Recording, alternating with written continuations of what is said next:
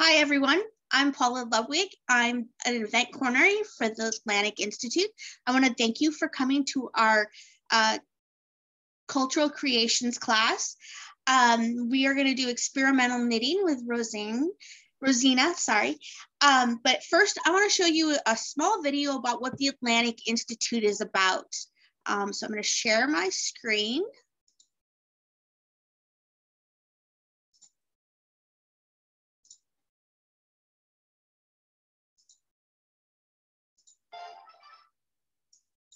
The Atlantic Institute is a nonprofit organization dedicated to promoting harmonious coexistence between peoples of various cultures, faiths, and backgrounds. We seek this goal through peaceful dialogue, education initiatives, and community organization. Our dialogue events bring together experts, community and faith leaders, and knowledge seekers to address social issues that affect us all. We feel dialogue is the most important element in peaceful coexistence, so we try and maintain several panel discussions, TED Talk events, and book clubs throughout the year. These events touch on social issues, race relations, and cultural understanding, and are a mainstay of our programming. The Atlantic Institute's education events are extremely important to our mission of understanding. We want to promote socially forward critical thinking to students of all ages. To that end, we have developed programs that seek to grow the creative spirit of students and help them think about their communities and the world around them. Our Future Leaders of Dialogue event brings together nominated elite students to learn from each other as well as political and business leaders. Our art and essay contest gives students a theme about important societal issues and allows them to create wonderful works of art and writing while steering their minds towards improving their world. We're always seeking ways to educate youth and adults in order to make a peaceful world for all of us. Our community events are designed to transform neighbors into friends and groups of people into a community. By associating with other nonprofits or by our own initiative, we are always trying to discover new avenues to improve our neighborhoods, places of worship, and community centers. We host cooking demonstrations of food from other cultures, work with various nonprofits to help elevate the work of others, and try to find a way to make the lives of those who are disenfranchised or marginalized better. Building a more peaceful world starts in our backyards, so we are dedicated to improving our communities and associations. The Atlantic Institute is always seeking like-minded volunteers and collaborators. If you would like to learn more, find volunteer opportunities, or just want to chat with our staff, please visit our website at www.atlanticinstitutesc.org or follow us on Facebook.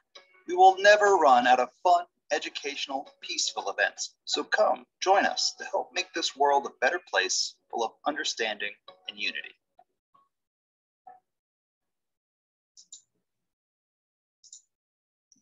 All right.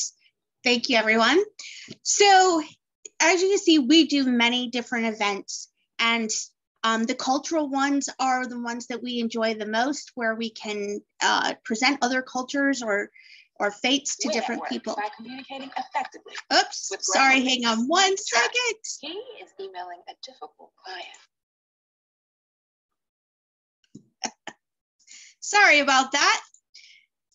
Can never seem to stop the YouTube videos.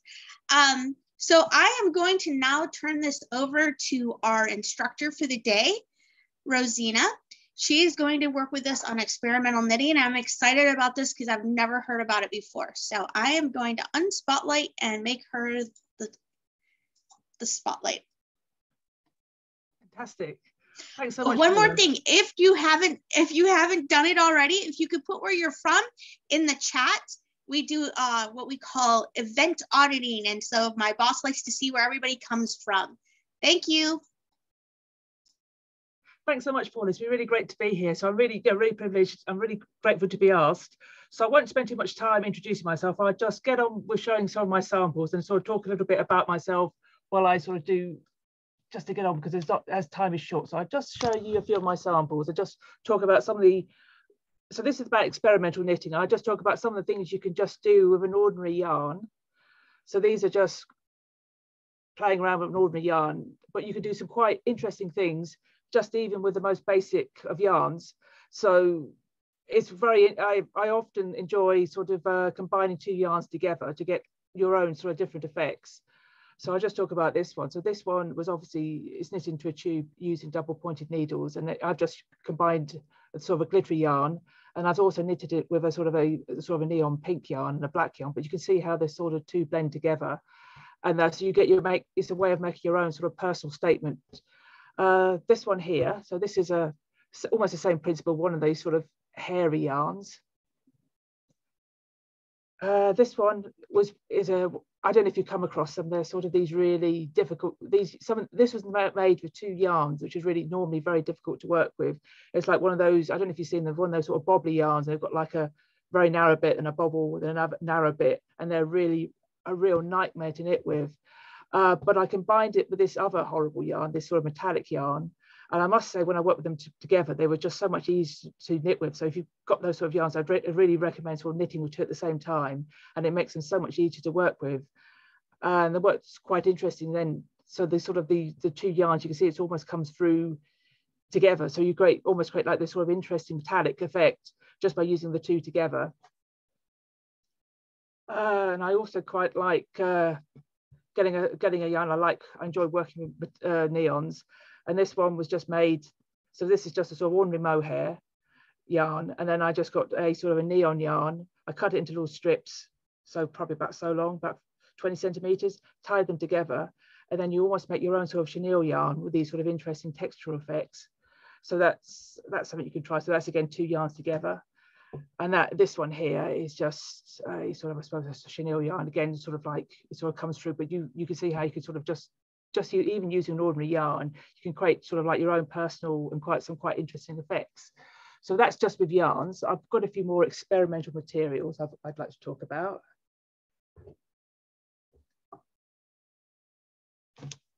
So you can also play around with, I mean, I almost feel like anything you can sort of knit with, anything like a yarn, like anything you get long and sort of flexible, you could almost try to use an experimental yarn. So these are just some ribbons, bits of lace. The string is a really wonderful material to work with. It's actually quite easy to work. It's actually quite easy to knit with. It's because it's quite compact, and you can create some quite interesting effects. So this is just ordinary plain knitting, some garden twine. So this is probably a jute, heavy duty twine, but again, okay, sometimes it can be a little bit rough on the fingers. So it's always important to take regular breaks, so you don't get repetitive strain injury, especially with these. Sometimes they could cause blisters if you work with them, quite a lot. But all I've done here is just get some. If you're in the UK, you have these sort of elastic bands with the postman use. So these are just ordinary elastic bands, which I just loop through, as if you're doing like a rug making technique, and then just chop them down, and you get this sort of like interesting sort of fringe effect. And this one obviously sort of just on the edge, so you can sort of play around with materials too. This is a lovely twine I got from, and you can also get twine in bright colours. So I just sort of used it with stripes, so you can get some quite jazzy effects. String, some more string, and just to get these texture effects, all I did was I knitted this using some big needles. That's one of them, one of these jumbo size needles.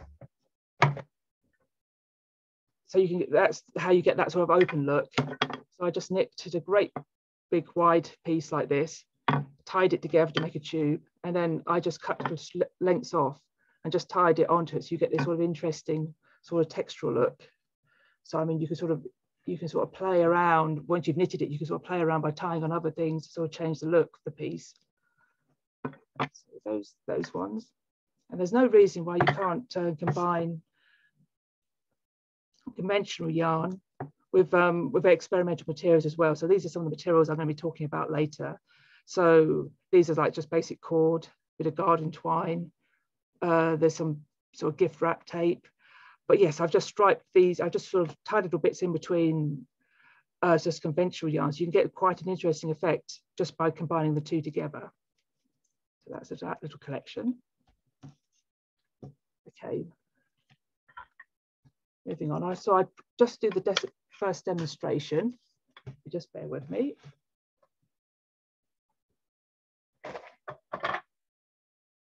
So what I was going to show you how to make your own yarns, like how you can sort of recycle fabrics.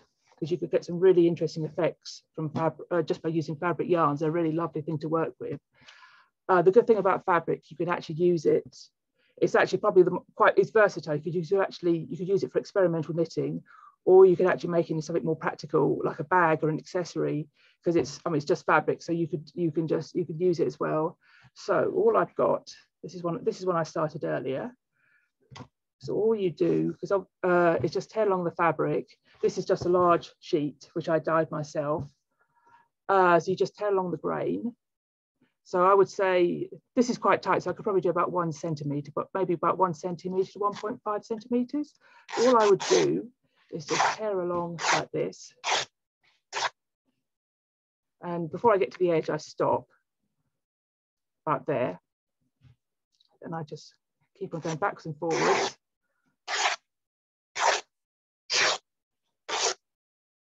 And it doesn't matter if you do go too far, because you can make the knot part of the work.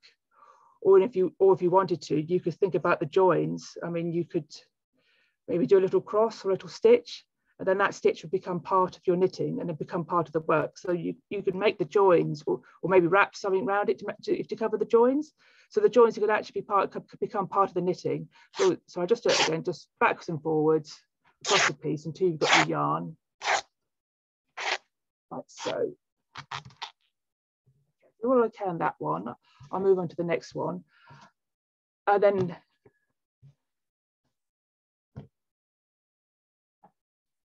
so this is a way. I mean, this is a way you can recycle your scraps.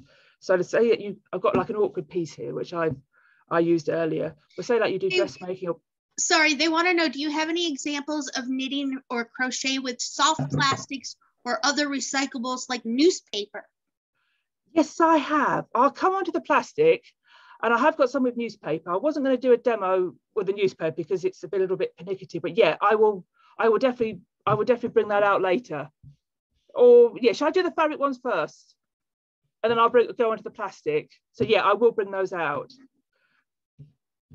Okay, so like all fabric's got a grain, so you could go across the grain. And I would just cut like this. And this is obviously like one I've already patterned, so there's no reason why you can't pattern your own fabric and cut that up to make it part of it. Backwards and forwards. And what's quite good, so this is going to take a minute or two. So you're just going to go backwards and forwards. So obviously I've tore the last one, but you can cut it as well. And the good bit, when you get to this awkward bit, you can just keep on going backwards and forwards. Like so, and it's always like a really good way, because if you do lots of dressmaking, you often left with these little bits, and it's a good way of sort of using up those little bits into something more useful. So I just nip that little bit off, or you could just leave that little bit as a sort of textural bit. Okay, so I've got there. Now I've got to this problem bit, so I would just keep on going backwards and forwards, and eventually that will all. I mean, that will all turn into something I can work with. Like that. So now I've got, so instead of just being like an odd piece of fabric, I've now got a yarn I could actually work with. So this is really good if you got all these little odd bits.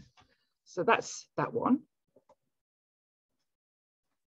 And of course, there's no reason, I mean, I've just used plain cotton, but there's no reason where if you've got some old other bits lying around, like this is an old bit of dressing gown, I mean, this will cut just as well, and it will make a really, really nice yarn because it's got this little bit of stretch, but like a jersey. So obviously you don't have to stick to cotton. I've recycled coating fabric as well, suiting fabric.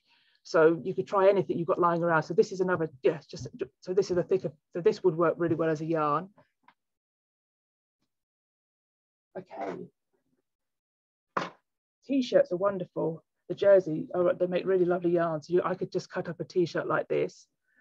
But if you imagine this is just the bottom of it, because this is one I've already started, so I might as well keep on with it. So yeah, it's just the bottom part of the t-shirt. So I might as well just keep on with this bit. So double layered, or you can just do it single, but you can do this double layer. Make sure you've got it nice and flat. Okay, just check the angle. And probably about 1 centimetre to 1 centimetre.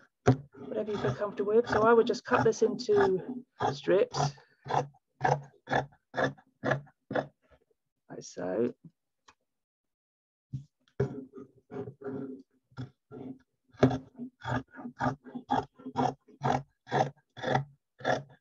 Jersey is really wonderful to work with because it's got a lovely stretch, and it's just a really nice, makes a really lovely yarn.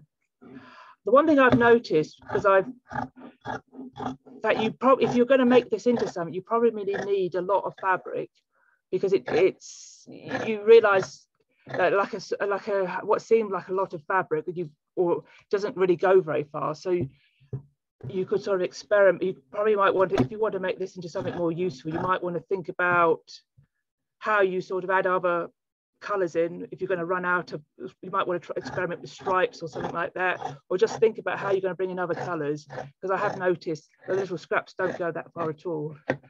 Okay, so I've got a nice little part. So I've got a little pile of loops. So what I'm going to do, just snip them.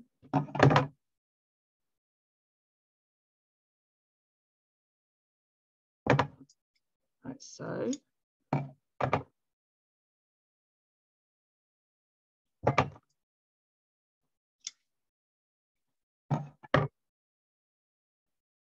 And I'm just sort of snipping them along the sort of seam. Okay, so I'm gonna ask this, somebody else hasn't, but you are cutting very straight, which is probably done with a lot of practice, but I know I would be cutting wonky. Does that make a difference? I don't think it would, actually, because I mean, I think what would happen was you'd probably get slightly wider pieces, and I think and I mean, it would just make a slightly chunkier yarn, but I think that could actually be quite an interesting effect. Yes, I think it probably would make a difference to the overall look, but there's no reason why you couldn't knit with it. They were wondering why you cut the jersey to the end instead of doing the back and forth like the others. Oh, well, but there is another method. I could actually look. There's another method I could show you.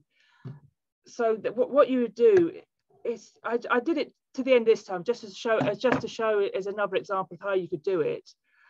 But there is I decided to tie this one, because I suppose I could just keep on going backwards and forwards, but I just showed it as another method of doing, another way of doing it. So yes, there's no reason, I suppose there's no reason why you couldn't go backwards and forwards. And I think then you would, yes, then you probably would have a continuous yarn. So I suppose it's really up to you. I suppose this is like a method I saw myself, and it just looks quite straightforward. But yeah, I think there's no reason why you couldn't go backwards and forwards.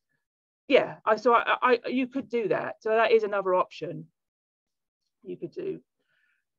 So anyway, so I've got my yarn. This one's knots are going to be part of the piece. So if you don't like the knots, do backwards and forwards. But this is going to have the knots as part of it. And I suppose it depends what your end use is, because I mean, if you're making a garment, you might not want to have those knots, but if you're making a piece of artwork or an accessory, you might not mind quite so much. So that now I've got my yarn I could actually use. I think I've tied that one in the wrong way. Anyway, I just ignored that one. So now I've got a yarn I can actually use. So what I would recommend, I usually tend to use quite largest needles, especially with the fabric and the plastic, which I'm going to show you in a moment. So I suppose you could work with whatever you're comfortable with, but yeah, especially these larger needles are much better, because when I get onto the plastic, you'll find it's quite sticky. So I recommend sort of using a larger needle to knit with. Or the other method, which I actually learned online as well, is what somebody did. If you find it really, some of the yarns more challenging, you could try the finger knitting method or finger crochet. And what you just do a knot. Pass it from. Sorry, I might be a little bit rusty in this technique.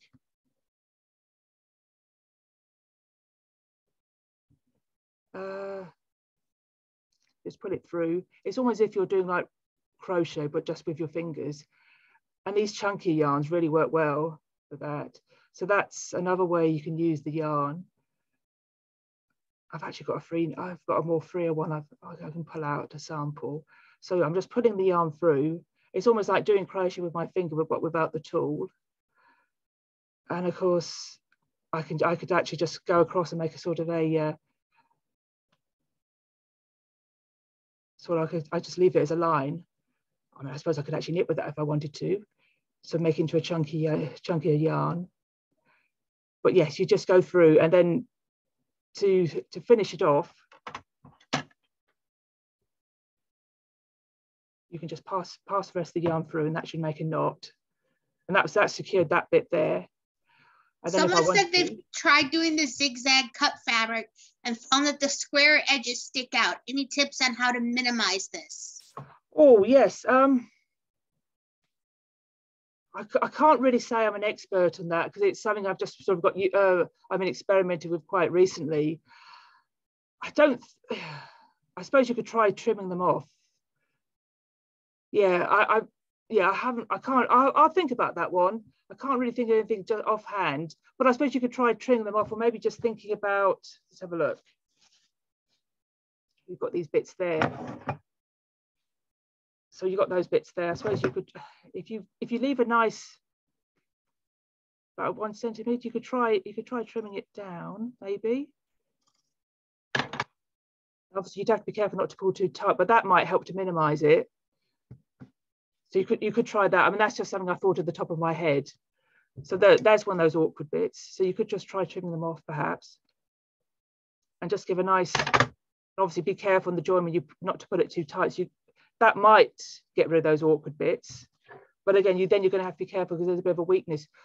Or perhaps you could knit it first and then carefully trim them off later, perhaps. So I've just thought that up at the top of my head. So you just have, I'm not sure whether that will work, but perhaps that will help. So anyway, so that's the finger crochet method. What I do now, I do the carrier bags.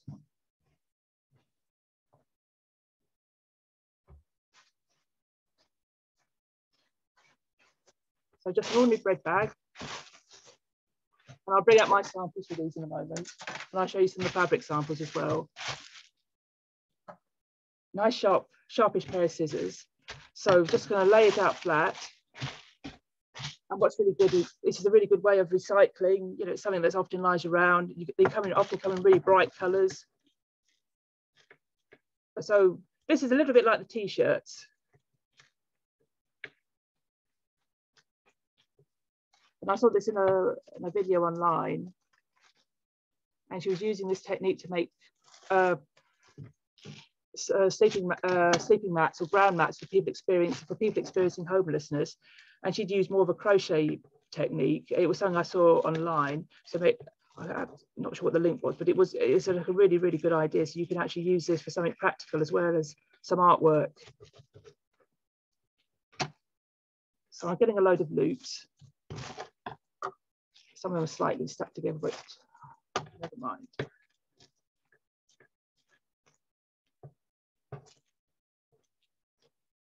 And you might want to do these about 1.5 centimetres.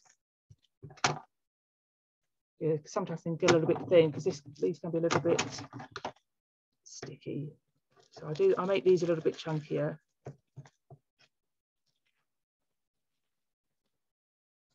And I'll just do a few more.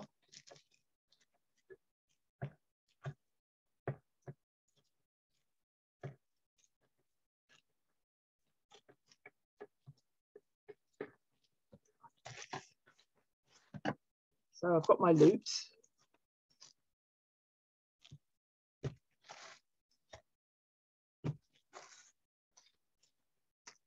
And what I'm going to do is just thread them through, a bit like if you're doing a paper chain. And then what I'm doing is I'm making a 2-ply yarn. I've sort of found that a 2-ply yarn is actually much stronger than a 1-ply one, because you're more likely to do, if I could do this 1-ply, you know, like I did with the t-shirt, just not cut them up, knot them together. But I found it was just tended to get more sticky, and because it's quite sticky, the plastic, and it tended to get caught, and I had more breakages. But if you wanted to, you could combine this with another material to make it stronger. So you could do that just in the same way as I combined those yarns I showed you first. There's no reason why you couldn't combine these two materials as well, some of the other materials I've been showing you. So I hope you saw that I've just looped them all together, and I've got like a continuous yarn which I can now knit with. So yeah, definitely use like larger needles for these because it can be a little bit sticky. But yeah, so that's that one. Hope you're okay on that one. And I'll just pull out my samples. Okay.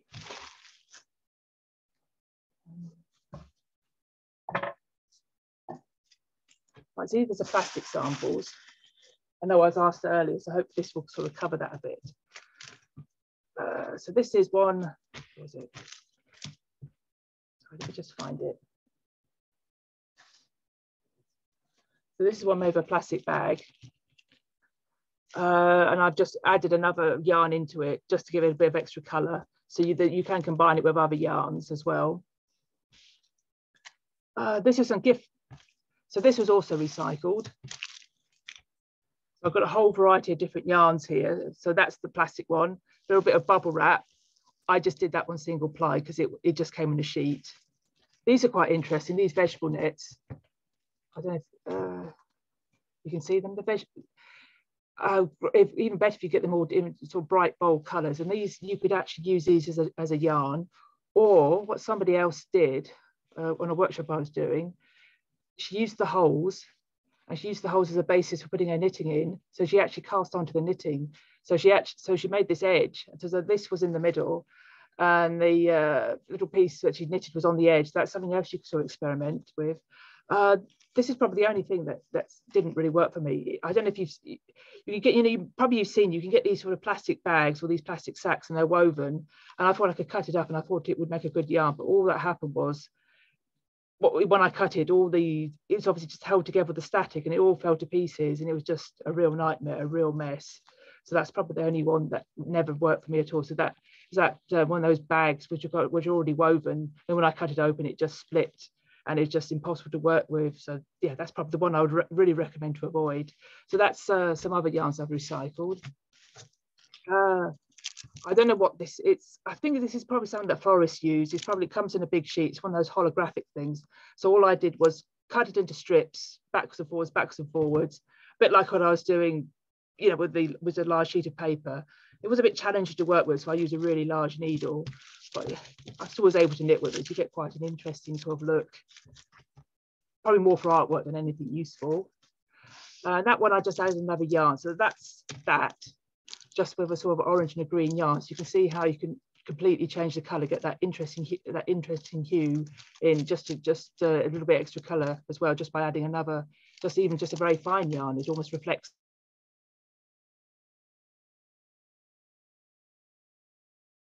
recycle at all. This is just gift wrap which I had lying around. I don't know what it would be called in the US, but I think it's what you might call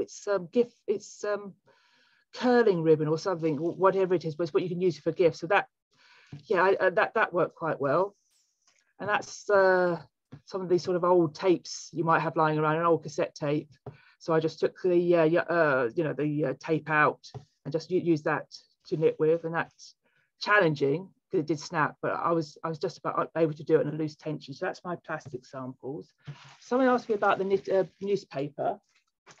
I have got some of those, so just bear with me.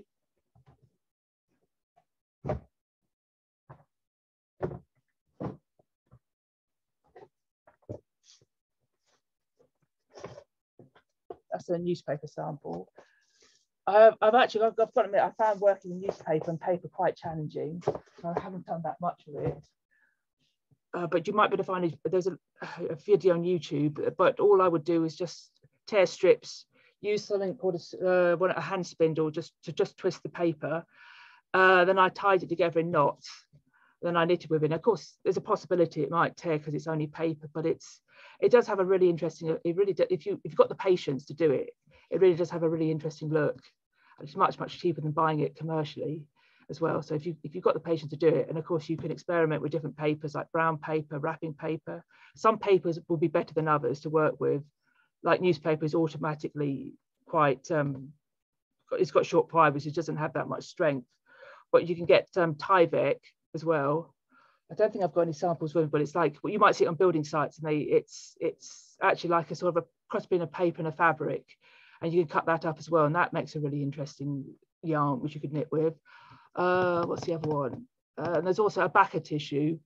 It's I think it might be known as tissue tex, But I think it's sort of like it's very much, it's like a wet strength paper which you can dye, and you could try making yarns out of that. That would be, so not only could you should be stronger than say like the newspaper, but you could also dye it as well. So that's something else you can experiment with.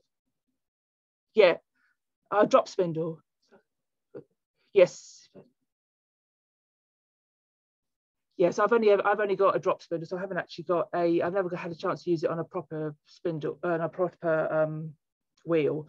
So I'm afraid that's about as far as I got with the newspaper. Okay. Is there any questions or anything anybody wanted to ask? Just check the time.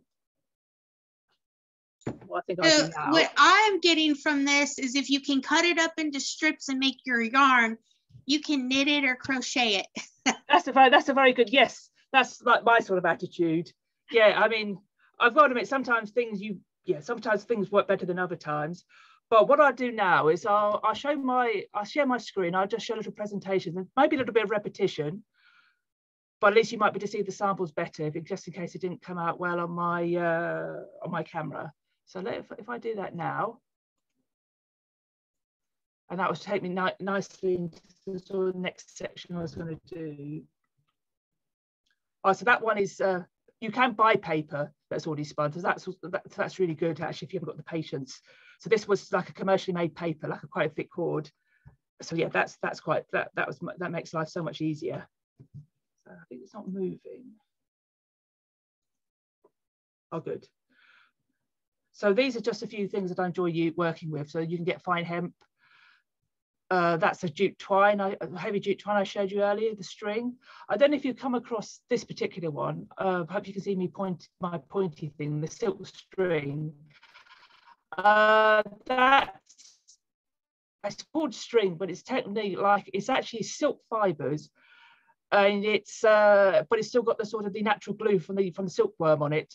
So I could spray that with water, and I could put it between two pieces of baking parchment, and that will create a rigid surface because it's still got the natural glue on it. So that's quite interesting to work with.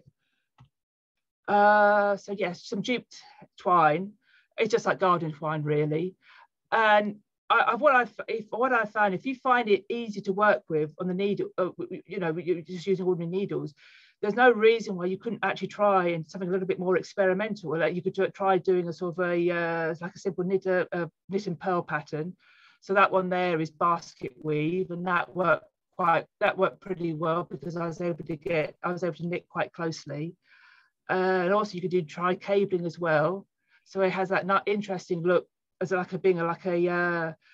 you can see it's jute, but you could almost like make something that also has that sort of basketry look. So you could actually experiment with other techniques. So if it's something you find easy to work with, you could actually try doing something else with it as well. You could try and sort of like try other knitting techniques as well, whatever you enjoy doing. This is something I haven't talked about yet. You could also get knitting wire.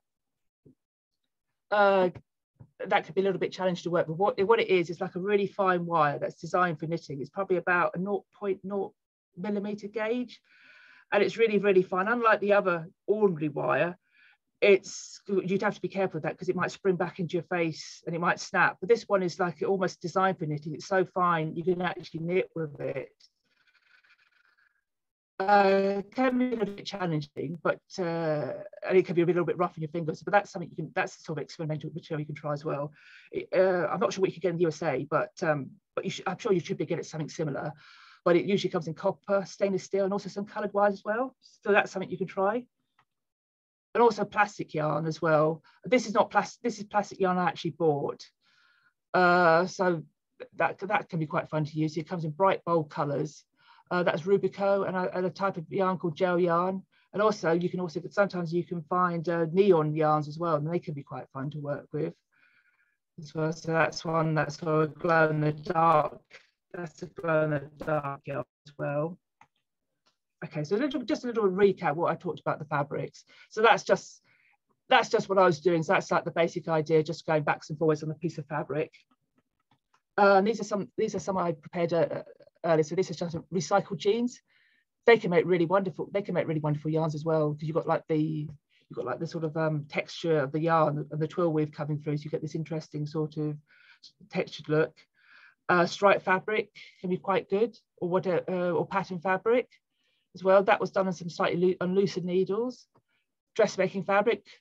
What's also really interesting, because it's almost like the pattern just becomes abstracted. So you get like the colours as well. You just get the colours. So that's a really good way of using up whole bits of fabric.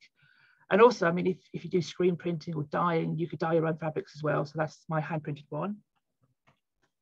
So this is my coating fabric. So I've got a coat like that. So I recycled what was left. So I don't know if you've seen like the rag rugs.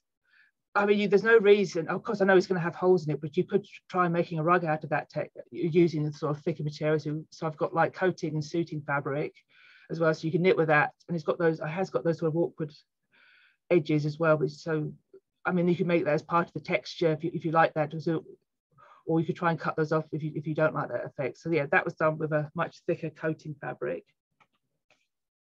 And this is just all sorts of materials.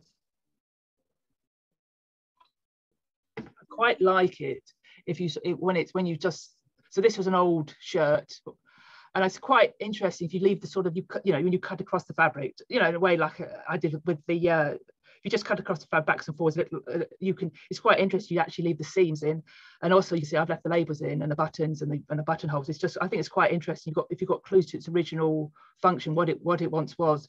So this is like an old vest, an old sort of a thermal vest, old shirt, tights, nylon tights. They work very well.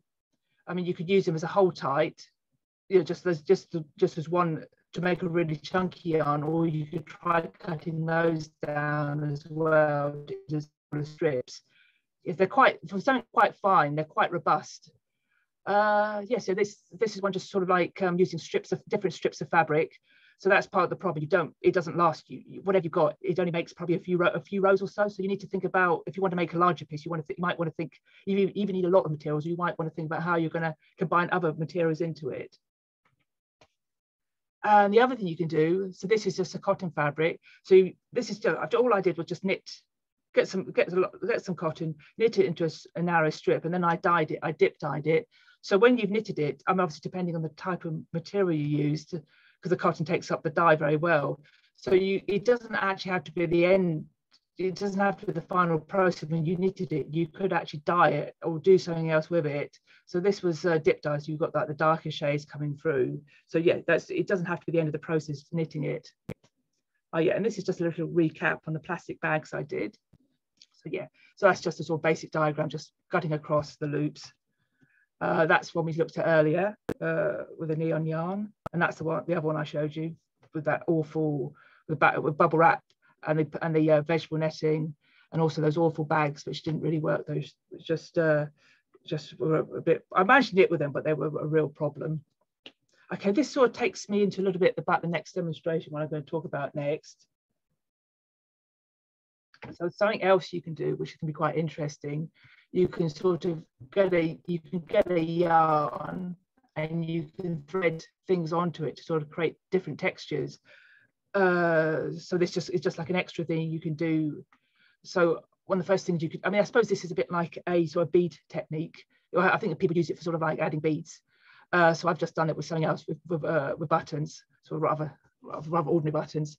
So this was quite a chunky yarn. So all I've done is just get a thinner yarn. So that's again 2 yarns at the same time. So I've got my chunky yarn, and then the thinner yarn I've threaded on the buttons. And then as I knit, I should do a demonstration of this one, how to do this. So yeah, as I knit, then you knit them into the surface, and you can choose if you want it to be sort of really sparse or just sort of spread all over, or if you want it to be really dense. So that was done with buttons. This was nylon fishing wire. These were like these pom-poms I got from a craft shop. They're quite good because they actually had like a hole in them, so I was able to thread them through. So this was, yeah, just nylon fishing wire, fishing line, knitted on some really large, those jumbo needles. And then as I worked through, I just sort of pulled them, I just pulled each pom-pom up, so you could create sort of like quite a sort of, I don't know, sort of like sort of an unexpected sort of open look with using a really fine sort of yarn. And this is almost the same principle. This was using up those plastic straws, which now are sort of like a little bit taboo. So this exactly the same thing. So that's nylon fishing line, and I cut them up into little pieces and then just threaded them through as if they were beads, and then just pulled them up into the yarn. And this is the more environmentally friendly one. So that's with paper yarn. That was with some red paper, just some red cartridge paper, probably some photocopier paper. So all I did was cut it into strips, just sort of like give it a little curve with a pair of scissors to make it curl over. So in effect, I was like making my own beads, my own straws, and then threaded them onto the yarn. And of course, the other thing you could do, if you wanted to paint some paper or have something with a design on, or some text or words, as it's only paper, you could do that as well. So that's quite versatile. So that's something you can play around with. Oh yeah, and this is probably my last slide. So this was on the actual sort of advertising. So obviously the other thing you could do, you could just use bits of fabric as well. So this was a jute yarn. So all I did was get some little scraps of denim which is left over, a really quite a big, large, chunky needle, large enough for the twine, and I just sort of threaded the piece of the fabric through, and I just knitted into the piece. So you get this, so it's got this sort of combination. So it's like two different natural materials together, and that's quite a useful, because that's something you could probably use for sort of more garments as well. Or obviously, if you probably didn't use jute, but that's could be like an interesting texture effect you could use for cushion covers or something more practical as well. So putting different types of fabric, whatever fabric you choose, that's something else you can experiment with. So I think if I just come back, I stop sharing my screen. Oh yeah, so hopefully I've come back now. So I'll just do another demonstration.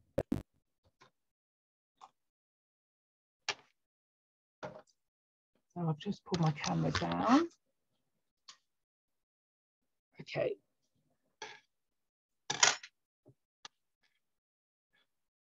So this is at the aim. This is one I prepared I did earlier. So this is obviously this is like a yarn I printed, and it's got little buttons on a sort of trading yarn. So this is all I've done. Let me find my buttons.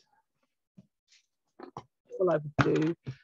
So this is a yarn, one of those fabric yarns.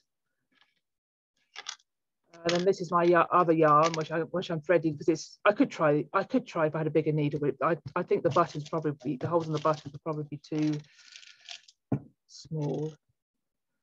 So I'm just threading these through. This is what you do.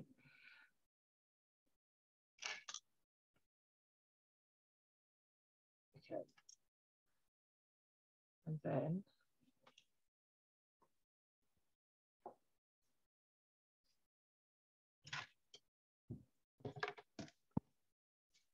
so I knit these at the same time, and then I would just pull one up as I need to. I might just pull this up.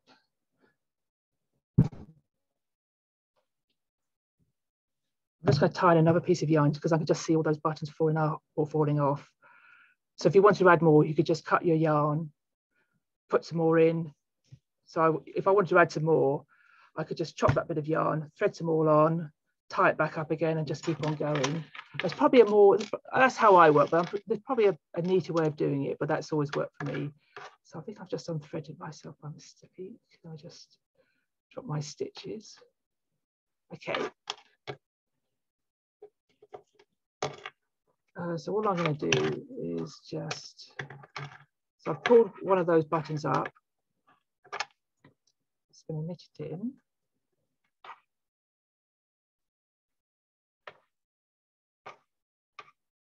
I mean, I could do one every other stitch if I wanted to, if I wanted it really dense. Like the good thing about the fabric is because it's soft, you could make it really, really dense. So it's perhaps with harder things like beads. I mean, you could do, I'm doing it with buttons, but you could do it with beads, sequins. You're out of frame, sorry. Oh, sorry. Yeah, so it's a bit of an awkward angle. I should do my best. And then I just put it across. So all you did miss was a little bit of knitting, so it wasn't really that exciting. So I've just pulled a button across from my little stash up there. Then I just keep on knitting. So all you do is you just pull the button or whatever it is that you're knitting in as you go along, as much or as often, you know, this or as often as you want. So I can make this really, really dense and just really go for it and just put a whole load in one go to see what happens. So I'm doing one at a time.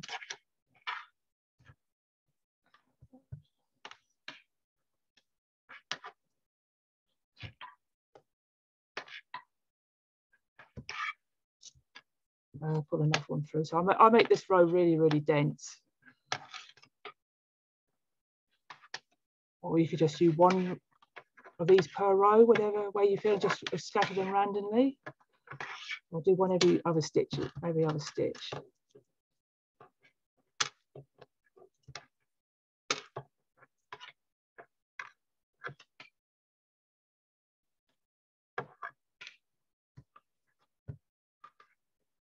That's actually what I've done. So it's a bit of an awkward angle.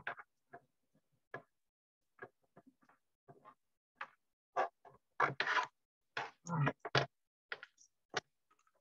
You can see I've got a row stitch, I've got a row of buttons.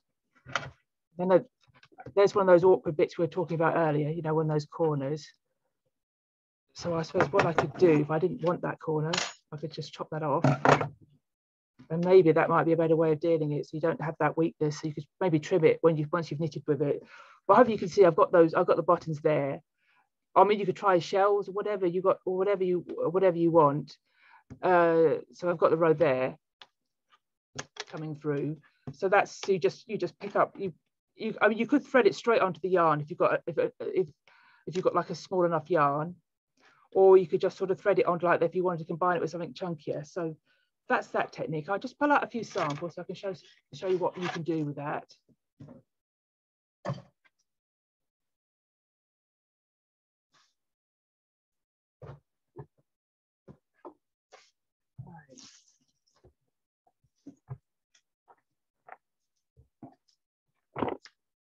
So some of these are probably my presentation, but okay, so that was in the presentation, the buttons, pom-poms.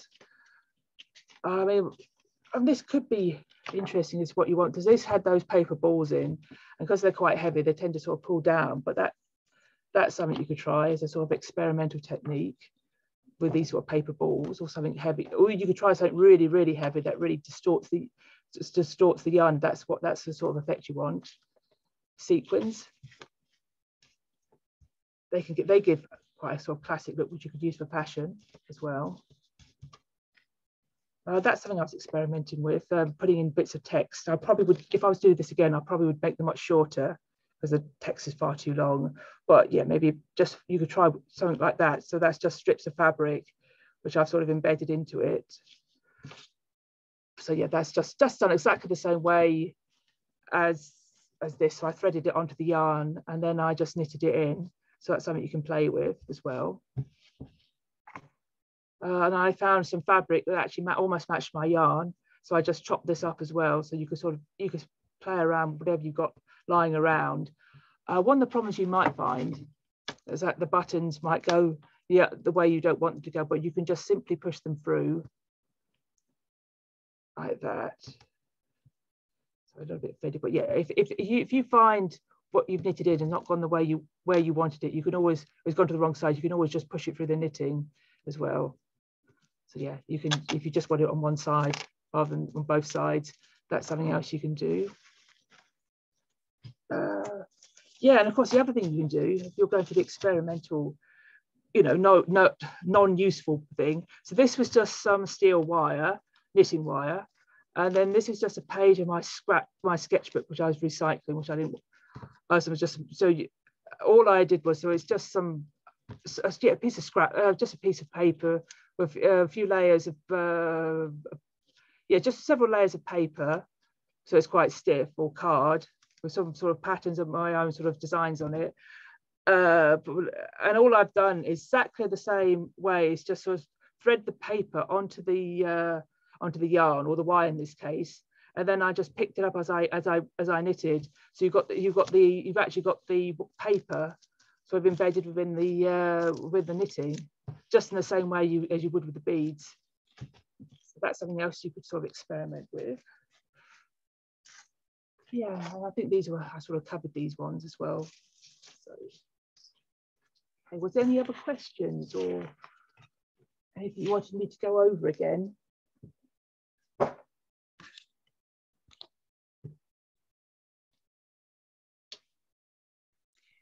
What is the biggest thing you've made with something like that?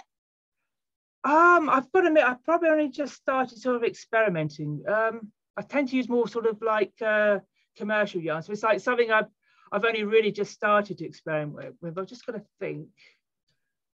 See if I've got anything. I don't think I've got anything to have. I think I've only tended to do quite small things and sort of like just small samples, but I can see it's something I will be experimenting more with and using more of it to sort of like make sort of more environmentally friendly pieces. So I wouldn't have said I've actually made anything that large, really. Probably just samples at the moment.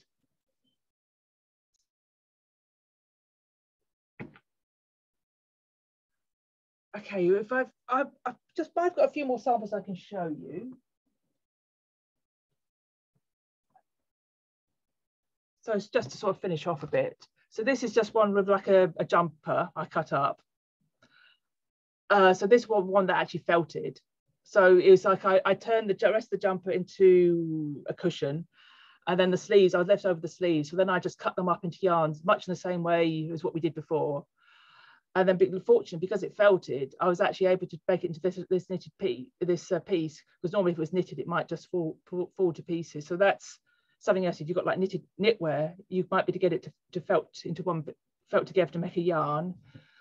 And you could even just do some leftovers, like leftover blankets. I just didn't have the heart to throw away the edges, so I turned that into a piece, and this was something chunky I was able to knit with. So you could just use old bits of knitwear, old bits of textiles you've got lying around. Even old worn things can be quite interesting, because you've got like the darning or the texture or the holes can add sort of a character to it. So you don't have to sort of recycle sort of new piece of fabric. Even old pieces of fabric can be quite interesting as well. So if there's any other questions, I'm more than happy to help. Or if I answered all the questions. Well, perhaps what I'll do now is pan back to Paula and let her close the session. Thank you ever so much for having me. It's been a real pleasure chatting to you. I think I enjoy more about talking about knitting, and it's been such an honor to sort of be part of this. So I'm really glad so many people came. So it's just, yeah, but I know sort of meet you virtually sort of on the screen. So it's been really, really great. I'm really, really grateful. Thanks so much. Thank you, Rosina. That was awesome. I would not have thought to use several of those things that you did, including the plastic straws. That was awesome. This video will be available on our Atlantic Institute SC YouTube channel next week. We have volunteers that upload this for us, so it may take till the end of next week. Hopefully not. But in the meantime, you can go to our Atlantic Institute SC YouTube channel, and if you like it, it usually tells you when a new video has been uploaded from us. So there is all sorts of other videos out there for you to check out, cultural creations as well as cuisine of different cultures. And then we have dialogue events on there as well. So please check that out. Our website was also mentioned, and we have several different kind of events. I know if you've come through on our Eventbrite, you see what other programs we're doing through Eventbrite as well. And I thank you all for going. What is the link to which, Crystal?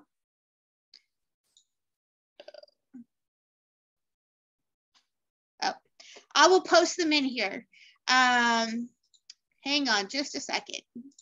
Here is the Atlantic Institute website. Paste. And then let me get my YouTube channel.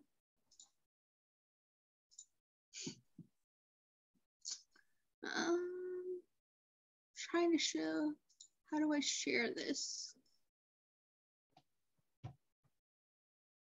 I usually don't share the YouTube channel, but I can copy what it's in here. Hopefully that will work.